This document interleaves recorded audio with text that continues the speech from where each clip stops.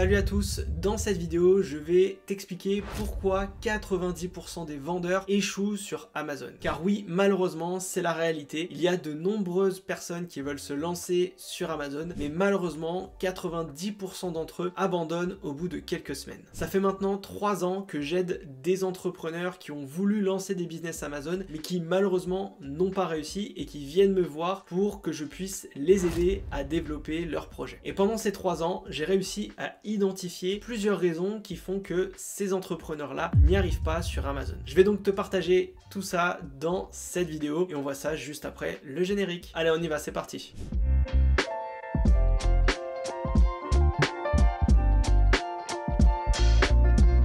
Salut, c'est Romain, bienvenue sur ma chaîne où j'aide les jeunes entrepreneurs à développer leurs revenus en ligne. Si t'es pas encore abonné, clique sur le petit bouton s'abonner et clique aussi sur la petite cloche pour savoir quand je mets une nouvelle vidéo. Et si tu veux te lancer sur Amazon et que tu ne sais pas par quoi commencer, j'ai créé un guide qui te montre les 10 étapes pour te lancer sur Amazon. Tout est en description ou dans le premier commentaire. On commence tout de suite par la première raison qui fait que les nouveaux entrepreneurs échouent sur Amazon. Et cette raison, c'est le syndrome de l'objet brillant. Tu es peut-être dans cette situation où toutes les 15 jours ou tous les 3 semaines, tu vas trouver un nouveau business à lancer. Tu scrolles sur les réseaux, tu vas entendre parler d'affiliation marketing, ensuite de vente sur Amazon, de dropshipping, de trading, bref, tu es gavé de nouveaux business que tu peux lancer. Et maintenant sur les réseaux sociaux, tu trouves tout un tas de vidéos qui vont te vanter les mérites de chacun de ces business. Tu vas donc faire focus sur un business, tu vas commencer à le développer et au bout d'un moment, tu vas un peu te démotiver pour différentes raisons. Tu vas voir un nouveau business qui va arriver et tu vas abandonner l'ancien et passer à un nouveau. Donc tu ne fais que sauter de business en business et tu n'avances pas forcément pour développer tes revenus. Et malheureusement, c'est le cas de nombreux entrepreneurs qui vont sauter de business en business et qui vont peut-être parfois perdre de l'argent et perdre une certaine motivation en disant qu'aucun business ne fonctionne. Alors que si tu faisais focus sur un business de A à Z et que une fois que celui-ci est terminé, tu passais à un deuxième, et bien là tu verrais que ça fonctionne vraiment. Donc ma solution, elle est toute simple. Quand tu as identifié un business intéressant, fais focus dessus pendant plusieurs semaines, tu mets en place, tu développes et à partir du moment où tu commences à développer et à gagner de l'argent avec ce business là, tu peux passer à un suivant. La deuxième raison qui fait que 90% des vendeurs échouent sur Amazon, mais même sur le business en ligne d'une manière générale, c'est le fait de ne pas se former et de ne pas avoir de feuille de route. Quand tu décides de partir en voyage avec ta voiture, tu vas d'un point A à un point B. Très souvent, tu vas mettre ton GPS, tu vas indiquer l'adresse de destination et le GPS va te calculer le meilleur itinéraire pour atteindre ta destination. Et bien pour ton business Amazon ou ton business en ligne, c'est exactement pareil. Tu as besoin d'une feuille de route claire et précise pour avoir le maximum d'informations et atteindre ton objectif le plus rapidement possible. Prends donc le temps de te former, investis sur toi-même pour obtenir cette feuille de route étape par étape pour pouvoir mettre en place ton projet. Ça te permettra de savoir où est-ce que tu es et où est-ce que tu dois aller. Par exemple, dans ma formation et mon accompagnement AMZ Ultimate, j'ai intégré une feuille de route complète ainsi que des missions précises à réaliser sous chaque vidéo. Donc en gros, j'ai fait le job pour toi, il ne te reste plus qu'à te faire guider. Troisième raison qui explique pourquoi certains vendeurs échouent sur Amazon, eh bien ils ne prennent pas le temps de faire des analyses de marché. Lancer un produit sans savoir s'il y a une demande, c'est comme si tu vendais des moufles dans le désert. Le produit peut être intéressant, peut être très qualitatif, mais si personne n'en a besoin, eh bien ça ne sert strictement à rien de le vendre. Donc avant de te lancer, tu dois absolument analyser ton marché. Est-ce qu'il y a du volume de recherche sur les mots-clés? Est-ce que les concurrents font du chiffre d'affaires? Est-ce qu'il n'y a pas trop de concurrents sur le marché? Ce sont des questions que tu dois te poser avant de lancer un produit sur Amazon. Car ces analyses vont te permettre de valider ou d'invalider une idée produit. Pour rappel, l'objectif sur Amazon, c'est de mettre en vente des produits qui existent déjà sur la plateforme et qui font du chiffre d'affaires. Mais pour pouvoir prendre une part de marché sur Amazon, il va falloir te différencier. Donc on ne se positionne pas sur un marché où il n'y a pas de volume de recherche et où il n'y a pas de chiffre d'affaires. Et surtout, oublie l'idée de dire mon produit n'existe pas sur Amazon, mon marché n'existe pas sur Amazon, je vais y aller, je vais être le premier. Car ça, je peux t'assurer, c'est voué à l'échec. Donc mon conseil, c'est d'aller sur des marchés dynamiques qui font déjà du chiffre, où il n'y a pas pas trop de concurrence, et si tu proposes une bonne différenciation, il n'y a pas de raison que ton produit ne fonctionne pas sur la marketplace. Pour faire tes analyses, tu peux utiliser des logiciels comme Helium 10 ou Jungle Scout qui te permettront d'avoir des données, qui te permettront de voir s'il y a du chiffre d'affaires et s'il y a une dynamique de marché. Ça te permet donc de faire des analyses sur des données réelles et non pas sur des intuitions. On passe ensuite à la quatrième raison qui font que 90% des vendeurs échouent sur Amazon. Et là, c'est le type de vendeur qui a trouvé des produits en dehors d'Amazon et qui veut le lancer sur Amazon. Là aussi, selon moi, je trouve que c'est une erreur, car on se positionne sur un produit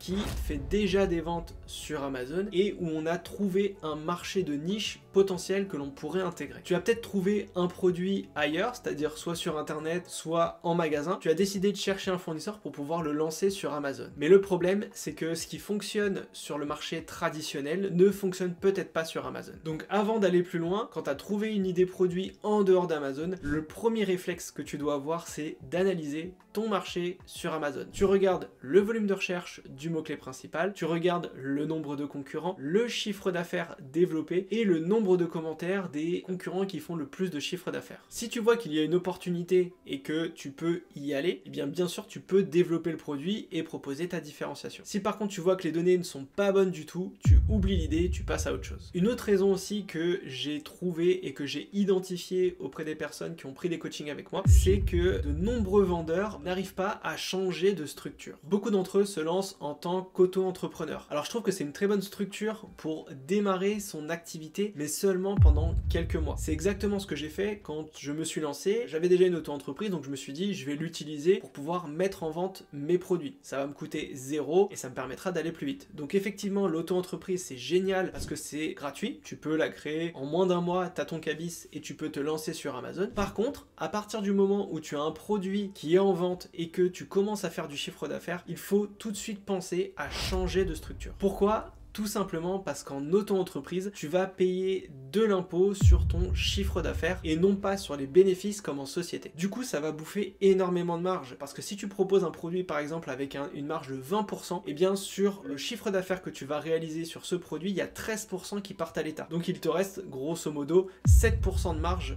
dans ta poche. Donc si tu te positionnes sur des produits autour de 25 €, et bien il te restera que très peu d'euros dans ta poche et au bout d'un moment tu vas dire non mais ça sert à rien, je gagne pas assez avec mon business Amazon. Alors qu'en société, tu vas payer de l'impôt uniquement sur le bénéfice et non pas sur le chiffre d'affaires. Donc si au départ, tu as beaucoup d'investissements autour de ton produit, que ce soit au niveau de la pub, au niveau du gift produit et sur le fait que ton produit ne dégage pas beaucoup de marge parce que tu vas proposer un prix assez attractif, et bien au départ, tu ne vas pas payer beaucoup d'imposition sur ta société. Alors vous êtes beaucoup à me dire oui, mais en société, il y a beaucoup de frais. Alors oui, les frais de création de société, c'est à peu près 600 €. Et ensuite, il y a le comptable à avoir chaque mois. Un comptable, c'est à peu près une centaine d'euros. Donc, selon moi, je trouve que c'est pas non plus une très grosse dépense par rapport à un business Amazon et ça s'intègre complètement dans ton calcul de rentabilité produit. Donc, la société, effectivement, il y a un petit investissement, mais selon moi, c'est une structure qui te permettra de développer tes revenus et de développer ton business d'une manière beaucoup plus simple et rapide et rentable qu'une auto-entreprise. Évidemment, je te conseille de prendre un rendez-vous avec un juriste ou un comptable pour vérifier quelle est la meilleure option par rapport à ta situation. Parce que parfois c'est plus intéressant pour certaines personnes de rester en auto-entreprise. Sixième raison qui font que 90% des vendeurs échouent sur Amazon, c'est le fait de ne pas se différencier. Sur le business Amazon comme sur le business en ligne, si tu ne te différencies pas, tu es invisible. Tu dois travailler ton offre et proposer quelque chose de différent par rapport à la concurrence. C'est la raison pour laquelle je dis à tous mes clients de prendre le temps d'analyser leur marché. Tu vas aller dans les différents listings qui font du chiffre d'affaires et tu vas aller vérifier quels sont les points positifs et négatifs de tes différents concurrents. Et à partir de cette analyse, eh bien, tu verras quelles sont les plaintes des clients et ça te permettra de travailler ton produit pour répondre aux plaintes des clients. Et c'est vraiment, selon moi, le cœur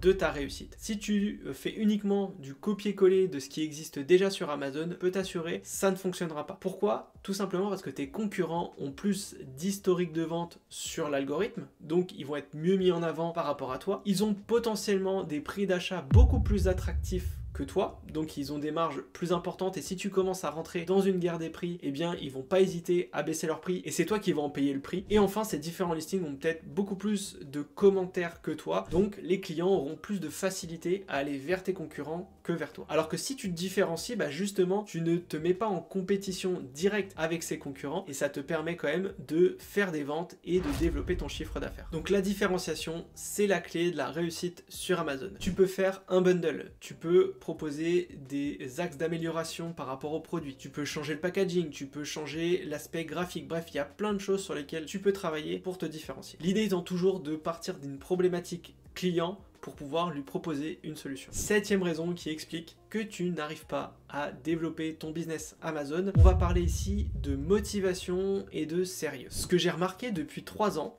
c'est que la plupart des jeunes vendeurs sur Amazon manquent de motivation et de sérieux autour de leur business, mais je t'avoue que je n'arrive pas à comprendre pourquoi. C'est pas parce que tu vois ce business sur YouTube qu'il faut un peu, entre guillemets, le prendre à la légère et te dire que c'est un hobby et que tu n'as pas besoin de beaucoup travailler. Pour te donner un petit exemple, hier j'étais en call avec une personne qui est en train de lancer des produits sur Amazon. Donc il a fait ses premières ventes et là il est en train de faire le lancement de son réassort. Donc il a déjà vendu pas mal de pièces et on était en coaching ensemble et je lui dis du coup sur ton listing quel est ton taux de conversion, est-ce que tu as mis un coupon, enfin bref dis-moi un petit peu ce que tu as fait sur ton listing. Et là il me répond comment on fait pour trouver un taux de conversion et comment on fait pour mettre un coupon. Et là je t'avoue j'étais un peu piqué parce que il a une formation complète que j'ai développée qui fait plus de 250 vidéos où il y a absolument toutes les informations autour de ton business. Donc il y a des vidéos où je montre comment trouver son taux de conversion et comment l'améliorer et comment mettre en place un coupon pour attirer un peu plus de trafic sur son listing. Et quand je lui ai demandé dans la vie qu'est-ce qu'il faisait, il m'a dit qu'il était juriste. Donc cette personne a pris beaucoup de temps pour apprendre son métier de juriste, il a dû peut-être prendre des cours ou lire beaucoup de livres pour pouvoir devenir juriste. Et pourtant, quand il développe son propre business, eh bien il ne prend même pas le temps de regarder les vidéos ou de s'instruire autour de ce business. Donc sur ce business Amazon,